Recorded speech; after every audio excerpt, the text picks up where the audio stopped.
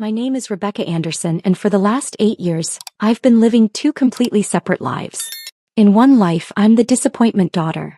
The one who wasted her economics degree on a boring government job. The one who drives a 10-year-old Honda Civic and lives in a modest apartment in Arlington, Virginia. The one my parents mention with apologetic sighs at family gatherings.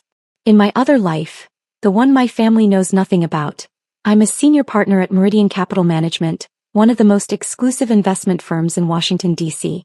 I manage a portfolio worth $847 million. My personal net worth is somewhere north of $23 million. And for the past 8 years, I've been quietly, systematically funding my family's entire lifestyle. It started small. When I was 24, fresh out of Georgetown with my master's in financial economics, I landed my first real position at Meridian. My starting salary was $180,000. More money than I'd ever imagined making. Meanwhile, my parents were struggling. Dad's construction business had taken a hit during the recession, and Mom's interior design company was barely breaking even. So I helped. Anonymously at first. A wire transfer here, a payment there. Their mortgage was $3,200 a month, and I started covering it through an LLC I'd set up. When their car broke down, I arranged for a dealer promotion that covered most of the replacement cost. When my younger brother Marcus needed tuition for his MBA program, I funded a scholarship through my firm's charitable foundation. I told myself I was being strategic. I didn't want them to know about my success because I'd watched what money did to families. I'd seen clients whose children only called when they needed something. I'd witnessed bitter inheritance battles that destroyed decades of relationships. I wanted my family to love me, not for what I could provide. But there was another reason, one I didn't want to admit even to myself. I was testing them. Every time I visited in my old Honda, every time I wore clothes from Target, every time I mentioned my boring government spreadsheets, I was waiting to see if they'd value me without the money. I was waiting for them to ask about my life, my interests, my happiness. I was waiting for them to see me. They never did. Instead, the comparisons started. My older sister Jennifer had married a successful orthopedic surgeon. They lived in a McMansion in Bethesda, drove matching Tesla Model XS, and posted endless vacation photos from Santorini and Bali. At family dinners, Mom would show me Jennifer's Instagram like I hadn't already seen it. This is what success looks like, Rebecca. Jennifer made something of herself. My brother Marcus had used his MBA, the one I'd secretly funded, to land a position at a tech startup. When the company went public, he made $2.3 million. He bought a Porsche Taycan and a condo in Georgetown. Dad called him the family's success story right in front of me. I was the cautionary tale. The one who'd settled. The one who'd given up. The one who was almost 32 and still single, still driving that Honda, still living in that small apartment. What they didn't know was that the apartment was a strategic choice. It was a 15-minute walk from my office, which meant I could work from 6 a.m. to 8 p.m. without a commute. The Honda was paid off and reliable. I didn't need to impress clients because my track record did that for me. And I was single by choice because every time I dated someone and they learned about my career, the dynamic shifted. But explaining any of that would mean revealing the truth, and I wasn't ready to do that. Not yet. Maybe not ever. By the time I turned 30, I'd been promoted to senior partner. My cut of the firm's profits alone was $3.8 million annually. I'd diversified into real estate, owned a portfolio of rental properties worth $7.2 million, and had angel investments in 12 different startups. 3 had already been acquired. My wealth was growing faster than I could spend it. So I kept helping my family. I increased my support. When Dad's construction business nearly went bankrupt in 2019, I arranged for a mysterious investor to inject $250,000 in capital through a shell company. When Mom wanted to expand her interior design business, I funded the entire renovation of her new showroom, $180,000, through an anonymous donor who believed in supporting women-owned businesses. I paid their property taxes. I covered their homeowner's insurance.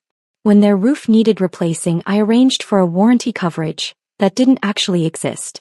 I paid for family vacations disguised as contest winnings that Mom was always miraculously selected for. Over 8 years, I calculated that I'd transferred $847,000 to my family. Almost $1 million. And they had no idea. Instead, they criticized me. At Thanksgiving, Mom would sigh and say, I wish you'd been more ambitious like your siblings. At Christmas, Dad would ask when I was going to get a real career with real money. At Easter, Jennifer would offer to help me with my resume, so I could finally move up. Marcus was the worst. He'd made his millions and suddenly became a finance expert. He'd lecture me about investment strategies I'd literally written white papers on. He'd explain compound interest to me like I hadn't built my entire career on understanding it better than 99.9% of the population. He'd recommend books written by authors whose portfolios I managed. And I'd smile politely and say, "That's interesting, Marcus. I'll look into that." By 2022, something had shifted in me. I was 31 and I'd spent nearly a decade hiding my success, funding my family's lifestyle and accepting their judgment. I'd been patient. I'd been generous. I'd been invisible. And I was tired. I started documenting everything. Every wire transfer, every payment, every anonymous donation. I compiled spreadsheets. Ironic, given that's what my family thought I did all day anyway.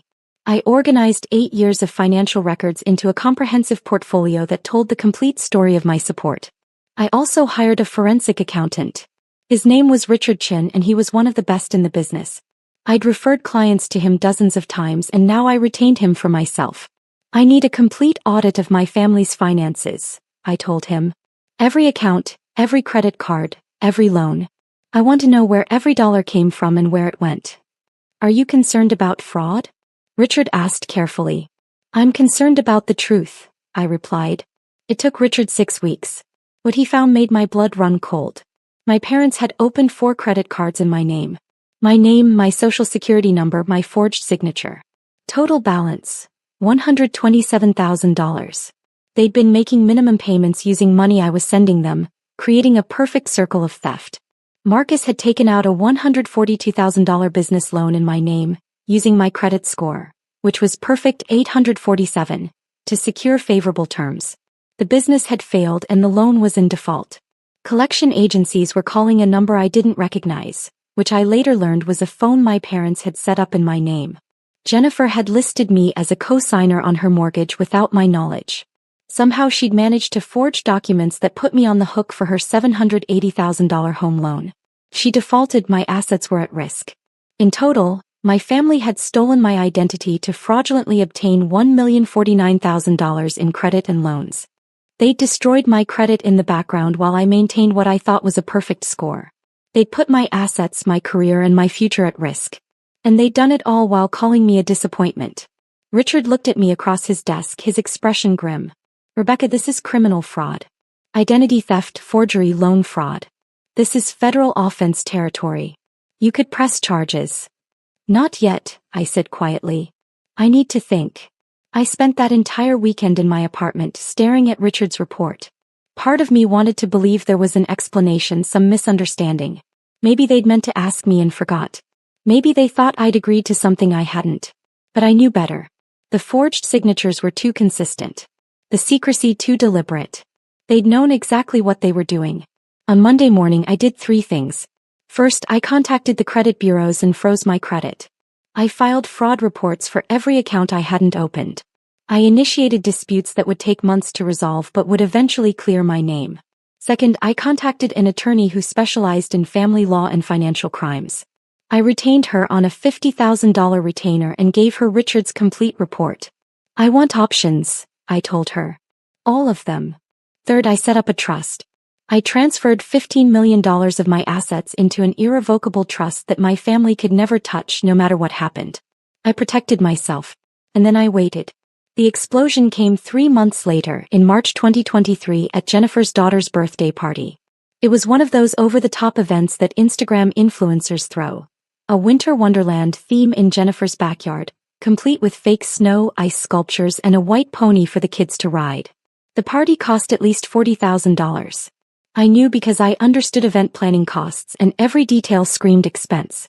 I arrived in my Honda wearing a sweater from J. Crew Factory.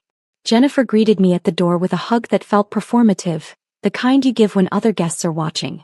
"Rebecca, I'm so glad you could make it. Oh, you drove yourself? I thought maybe you'd Uber since parking is tight, but I guess that's not in your budget, right?" I smiled. The Honda fits fine. The party was full of Jennifer's friends, all of them in that upper-middle-class bubble where success is measured by visible consumption. The women compared their Cartier love bracelets. The men discussed their golf club memberships. The children wore designer clothes that cost more than my entire outfit. I found my parents holding court near the dessert table.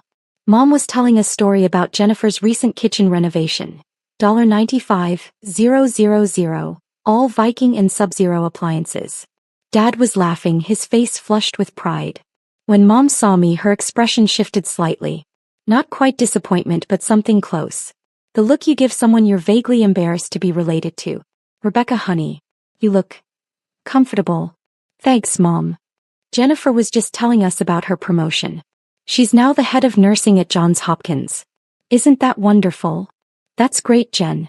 Marcus arrived late, pulling up in his Porsche with a roar that turned heads. He bounded over to our group, all energy and confidence. Sorry I'm late. Client meeting ran long. You know how it is when you're closing a major deal. He didn't know how it was. I closed deals worth more than his annual salary every single week.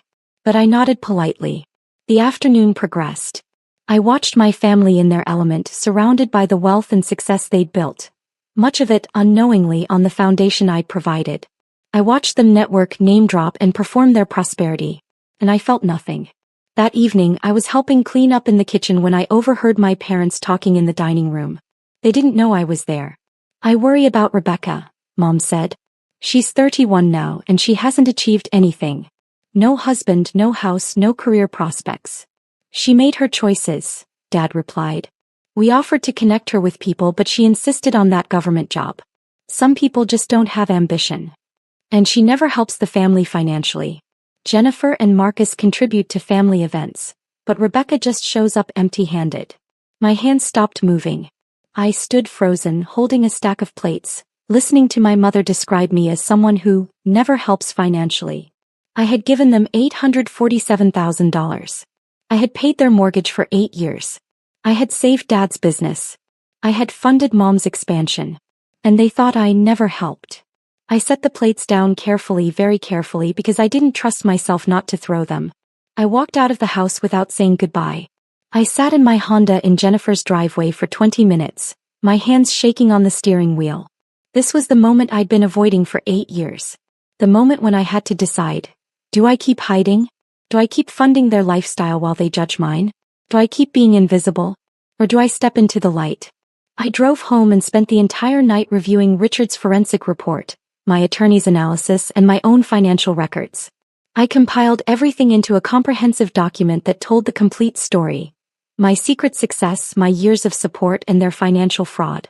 On Monday morning, I called a meeting with my attorney, Sarah Martinez. I'm ready, I told her. I want to cut off all support, file fraud charges, and protect my assets completely. Sarah nodded. This will destroy your relationship with your family. You understand that. They destroyed it first. I'm just making it official. We spent the next 2 weeks preparing. Sarah filed fraud reports with federal authorities. We documented everything for potential criminal prosecution. Though I told Sarah I wanted that as leverage, not my first choice. I wanted the option to press charges, but I wanted them to face consequences through other means first. I contacted my bank and set up a meeting with my relationship manager. I need to cancel all automatic transfers to these accounts, I said, handing her a list. Effective immediately. These have been running for 8 years, Ms. Anderson? Yes. They're ending now. May I ask why? Just for our records. They're no longer needed, I said simply. I also contacted my LLC administrator and dissolved the shell companies I'd used to fund my parents' business and Mom's showroom.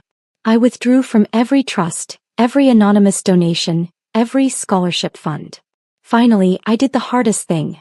I withdrew the $847,000 trust I'd established for my parents' retirement. They didn't know about it. It was my backup plan, my safety net for them when they got older. I'd been planning to surprise them with it someday. Now I moved every dollar into my own protected accounts. By the end of the second week, I'd dismantled 8 years of financial support in 14 days. Every payment, every donation, every safety net, gone. And then I waited for them to notice. It took 72 hours.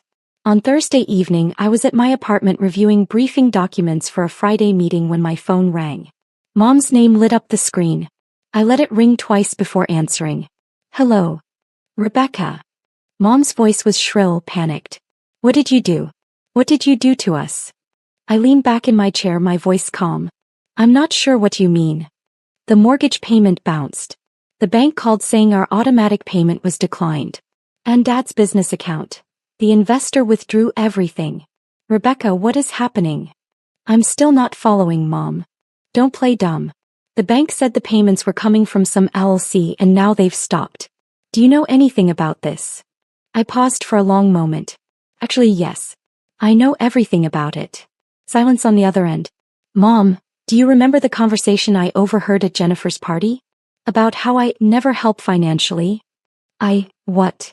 You told Dad I never contribute to the family. That I show up empty-handed.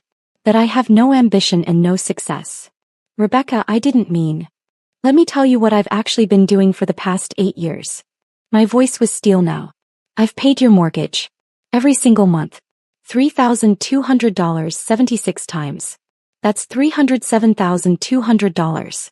I've paid your property taxes. Your homeowner's insurance. Your utility bills. I've covered car repairs, medical copays, and vacation packages you thought you won. I heard her breathing, rapid and shallow. When Dad's business nearly went bankrupt, I invested $250,000 to save it. When you wanted to expand your showroom, I paid the entire $180,000 cost. I've funded family events, birthday parties, and Christmas gifts. Over 8 years, I've given this family $847,000. That's not possible. You don't have that kind of money. Actually, Mom, I'm a senior partner at Meridian Capital Management. I manage a portfolio worth $847 million. My personal net worth is $23 million. I've been successful beyond anything you imagined. I just chose not to tell you. Another silence, longer this time. But why would you hide that from us? Because I wanted to know if you'd value me without it. And I got my answer at Jennifer's party. You don't value me. You're embarrassed by me. You think I'm a disappointment. Rebecca, no. Also, Mom, I hired a forensic accountant. Should I tell you what he found? I heard her breath catch. 4 credit cards in my name that I didn't open. Balance. $127,000. A business loan Marcus took out using my identity. $142,000. And Jennifer's mortgage, which lists me as a co-signer on forged documents. $780,000. In total, my family committed $1,049,000 in identity fraud against me. We were going to tell you. You committed federal crimes. Identity theft, loan fraud, forgery. I have documentation of everything. My attorney has already filed initial fraud reports. Would you like to know what the penalties are for identity theft? Rebecca, please. We're family. Family. I laughed and it sounded bitter even to me. Family doesn't steal. Family doesn't forge signatures. Family doesn't commit fraud and then call the victim a disappointment. What do you want? I don't want anything, Mom. I've already taken everything back. Every payment is canceled. Every trust is dissolved. Every anonymous donation has ended. You're on your own now. You can't do this to us. The mortgage is due in 2 weeks. Then I suggest you pay it. You're both employed. You have income. Figure it out the way everyone else does.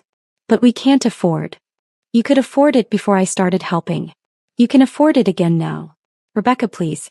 Let's talk about this. Come to dinner this weekend and we'll... No. What? I said no, Mom. I'm done. Done hiding, done helping, and done being your disappointment daughter while secretly funding your lifestyle. Your father needs to talk to you. Put him on. There was fumbling, muffled conversation. Then Dad's voice, tight with anger. Rebecca, your mother is very upset. I don't know what you think you're doing, but this is unacceptable. What's unacceptable, Dad, is that you committed identity theft. What's unacceptable is that you called me unambitious while I was paying your bills. What's unacceptable is that you let me be the family scapegoat when I was the one holding everything together. We didn't ask for your help. You didn't ask, you just took. Literally. You opened credit cards in my name. You forged my signature. You stole my identity and destroyed my credit while I was actively giving you hundreds of thousands of dollars. We had no choice. We were drowning. You had choices, Dad. You could have asked me for help. You could have valued me instead of judging me. You could have treated me like a daughter instead of a disappointment. This is emotional manipulation. No, Dad. This is consequences. You committed crimes and I'm protecting myself. I've already moved all my assets into protected trusts. I've filed fraud reports. And I've retained an attorney who specializes in financial crimes. If I choose to press charges, you're looking at federal prison time. You wouldn't do that to your own family. Try me. My voice was ice. You have two options. Option 1. You confess to the fraud, work with credit bureaus to clear my name, and accept full responsibility for the debts you created. You do this quietly and completely. Option 2. I press charges and you deal with federal prosecutors. Choose wisely. The line went quiet except for Dad's heavy breathing. And Dad? One more thing. That text you sent me last month, you're selfish and dead to me. I replied, okay. I meant it. Unless you make this right, we're done. All of us. I hung up. My hands were shaking, but this time it was from relief, not anger. 8 years of silence ended in one 15-minute phone call. My phone immediately started ringing again. I declined the call. It rang again. Declined. Text messages started flooding in. Mom, Dad, then Jennifer, then Marcus. I turned my phone to do not disturb and poured myself a glass of wine. I'd done it. I'd stepped into the light. The next 72 hours were chaos. My phone logged 147 missed calls from various family members. My voicemail filled up completely. Text messages came in desperate waves. Mom, please call me. We need to talk about this. We can fix this. Dad, you're being unreasonable. We're your family. Jennifer, what is Mom talking about? She says you've been secretly rich? This is insane.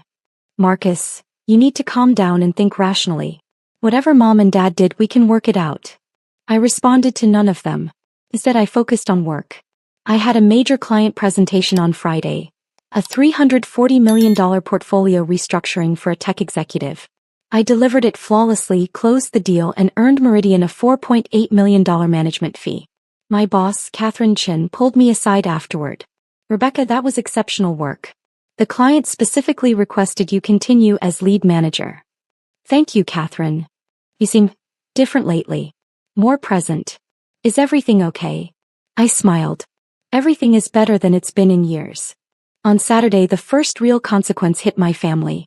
Dad's construction business had been surviving on the capital I'd injected in 2019. When I withdrew my investment, pulled out through my LLC, the business account dropped from $180,000 to $12,000 overnight. They had ongoing projects, payroll due, and vendor payments scheduled. Dad called suppliers to ask for extended payment terms. They refused. He tried to get a business line of credit, but his credit score, destroyed by the fraudulent loans he'd taken, meant denials everywhere. By Monday, he had to lay off half his crew. Mom's interior design business faced similar problems. The showroom renovation I'd funded had been her big expansion move. Now the lease payment was due, $8,500 a month, and she didn't have the client base to support it. The anonymous donor who'd paid for everything had disappeared. She called 3 times on Monday alone. I didn't answer. On Tuesday, Jennifer showed up at my apartment. I watched her through the peephole, deciding whether to open the door. She was wearing Lululemon and holding a Starbucks cup, her face tight with stress. I opened the door. We need to talk, Jennifer said, pushing past me into the apartment. Hello to you too, Jen. She spun around and I saw she'd been crying. Is it true? Everything Mom told me? You've been secretly rich this whole time. I've been successful, yes. And you've been paying for everything? For years. Yes. Why didn't you tell us? I stared at her. Why didn't I tell the family that constantly judged me, pitted me, and treated me like a failure? Why didn't I reveal my success to the people who called me unambitious? Gee, Jen, I wonder. That's not fair. You put me as a co-signer on your mortgage without my knowledge. You forged documents that made me financially liable for your $780,000 house. How is that fair? Her face crumpled. I didn't think you'd find out. And we needed someone with good credit. So you committed fraud. It's not like that. Jennifer, that's exactly what it is. You falsified legal documents. You put my assets at risk. And you did it while looking down on me for driving a Honda. She sank onto my couch, crying harder now. I didn't know about your job, your money, any of it. If I'd known. If you'd known, you would have asked me for more. That's why I didn't tell you. That's not true. Isn't it? You're here right now asking me to help Mom and Dad, aren't you? She went quiet. Jen, I loved you all enough to support you in secret. I gave you nearly $1 million over 8 years. I asked for nothing in return except, I don't know, basic respect? The benefit of the doubt? And I couldn't even get that. What do you want us to do? Take responsibility. Confess to the fraud. Clear my name. Accept the consequences of your choices. But Mom and Dad's businesses are not my problem anymore. She left 20 minutes later, still crying. 3 weeks after my phone call with Mom, my attorney Sarah called. Rebecca, your parents' attorney reached out. They want to negotiate a settlement. No settlement. We discussed this. They confess to the fraud and clear my name or I press charges. They're offering to pay back the fraudulent accounts in monthly installments. Sarah, they don't have the money to pay it back. They can barely cover their mortgage now that I'm not funding it. This is a stalling tactic. What do you want me to tell them? Tell them they have 72 hours to contact all credit bureaus, all lenders and all collection agencies with a full confession of fraud. Tell them they have 72 hours to sign affidavits releasing me from any financial liability for accounts I didn't open. Tell them 72 hours or I file criminal charges with federal prosecutors. Sarah paused. You're certain about this? I've never been more certain of anything. 68 hours later, I received a package via courier. Inside were signed affidavits from both parents confessing to identity theft, fraudulent credit applications and loan fraud. Attached were letters to all 3 credit bureaus releasing me from liability. Also in the package was a handwritten note from Mom. Rebecca, we're doing what you asked. We're taking responsibility. I hope someday you can forgive us. We never meant to hurt you. We got in over our heads and made terrible choices. I'm so sorry. I read the note 3 times. Then I filed it with Sarah's office for the legal record. I didn't respond. Over the next 2 months, the consequences played out like falling dominoes. Dad's construction business declared bankruptcy in May. He had to liquidate equipment and close the company he'd owned for 23 years. He took a job as a project manager at another firm, making $68,000 a year, a third of what he'd made as an owner. Mom downsized her showroom, moving to a smaller space with a lease she could afford. She let go of her assistant and went back to being a one-woman operation. Her income dropped from $140,000 a year to about $60,000. They had to refinance their house, taking a higher interest rate due to their damaged credit. Their monthly payment went from $3,200 to $4,100. They were struggling. Marcus called me in June. Rebecca, I know you're mad at Mom and Dad, but this is getting out of hand. They're really suffering. They committed crimes, Marcus. Against me. And you took out a $142,000 loan in my name. You're hardly innocent here. I thought you'd agreed to co-sign. You forged my signature. I have the documents. Should I send them to you? He went quiet. Marcus, you made $2.3 million when your startup went public. You drive a Porsche. You live in Georgetown. Why aren't you helping them? That's different. No, it's not. You have money. They need money. Your family. Help them. But I have my own expenses. Exactly. So did I. But I helped anyway for 8 years while you all judged me. Now it's your turn. I hung up. In July, Jennifer's marriage hit the rocks. Apparently, the financial stress of their lifestyle, the mortgage I was no longer secretly helping with, the credit card debt they'd accumulated, had created friction. They separated. By August, she'd filed for divorce. She left me a voicemail. I hope you're happy. My life is falling apart and you don't even care. Some sister you are. I didn't respond to that either. It's been 6 months since I cut off my family. My life has changed completely. I'm no longer hiding. I drove my Honda to the dealership and traded it in for a Tesla Model S. Arctic blue, fully loaded. I moved from my modest Arlington apartment to a penthouse in the wharf with Potomac River views. I started dating again openly as someone with success and wealth. At work, I'm thriving.